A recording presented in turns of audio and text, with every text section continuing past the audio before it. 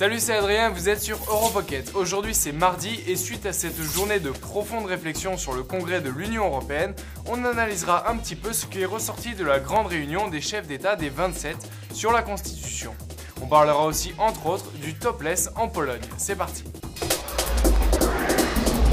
Ça a chauffé au sommet européen, ça a presque même failli griller, avec la Pologne et les jumeaux Kaczynski qui jusqu'au bout ont posé leur veto. Et c'est presque dans le désespoir que cet accord est finalement tombé.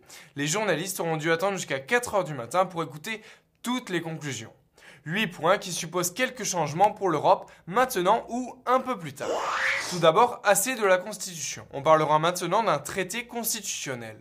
Ça signifie en gros qu'on oublie les valeurs et les symboles communs européens pour ne parler que des réformes institutionnelles. Ensuite, le droit de veto est éliminé dans 51 matières. Et la question la plus polémique est en partie résolue. Le droit de vote sera validé à double majorité, mais qu'à partir de 2014. On continue pour le moment avec le système du traité de Nice. Ensuite, on a la création d'un poste d'un haut représentant des affaires étrangères et de la politique de sécurité, vice-président de la Commission et venant remplacer le ministre des Affaires étrangères. Mais lui aussi a des pouvoirs limités puisqu'il n'aura par exemple pas de droit sur le Royaume-Uni. Autre chose, le président du Conseil restera 2 ans et demi et non plus 6 mois comme Angela Merkel. Ensuite, il y a la création d'une liste des droits fondamentaux inaliénables mais avec des exceptions car Londres s'y opposait. Et finalement, plus de pouvoirs accordés aux parlements nationaux. Bon, à voir. Et après le sommet, quel sera le prochain défi de l'Union Européenne? En juillet, ils se réuniront à nouveau pour rédiger le nouveau traité et enfin, peut-être, l'approuver. Mais si toujours rien ne se passe, pour que le traité constitutionnel ne reste pas à jamais un rêve idéaliste. La bonne solution ne serait-elle pas d'envoyer tous les citoyens européens à voter ce référendum?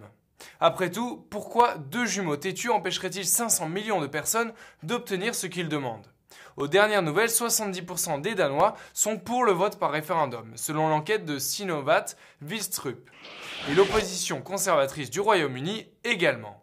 Et puis après tout, c'est peut-être au peuple de choisir. On veut une Europe sociale et culturelle. Et ça passe par demander l'avis aux citoyens.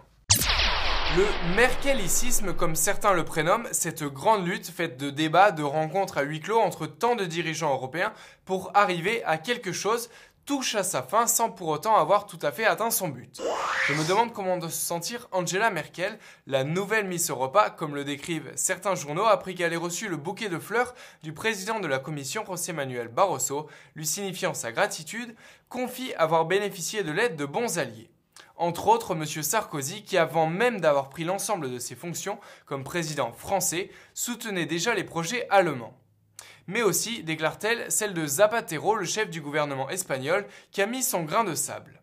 Mais la réelle question reste, où est-ce que ça nous a menés? En ce moment, on assiste clairement à un renouveau des générations concernant les leaders européens. Merkel, Sarkozy et maintenant Gordon Brown qui, après 13 ans d'attente, prend le relais de Blair à la tête du parti travailliste britannique. À voir où ça nous mènera. La Pologne entend lutter contre le topless. Cet été, des centaines de policiers patrouilleront sur les plages de la côte baltique polonaise pour poursuivre et punir les femmes bronzant sans le haut de leur maillot. Est-ce la ley? Une réelle atteinte à la liberté de la femme pour ces mesdames, et disons une grande peine pour ces messieurs. Il semble que la réglementation existait déjà du temps de l'ère communiste, mais n'était, semble-t-il, pas très contrôlée jusqu'à aujourd'hui. C'est une nouvelle bonne surprise venant des jumeaux préférés des 27, messieurs Kaczynski. Les amendes s'élèveront à 25 € pour chaque femme surprise en train de se balader seins découverts sur la plage. C'est sûrement pas cette nouvelle norme qui va développer le tourisme sur les plages polonaises. On a déjà eu le débat en France il y a 2 ans.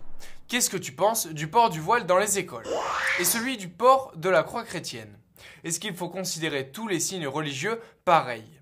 Il faut dire qu'il y en a des plus discrets que d'autres. Mais l'important est qu'ils ne soient pas des sources de discrimination, non?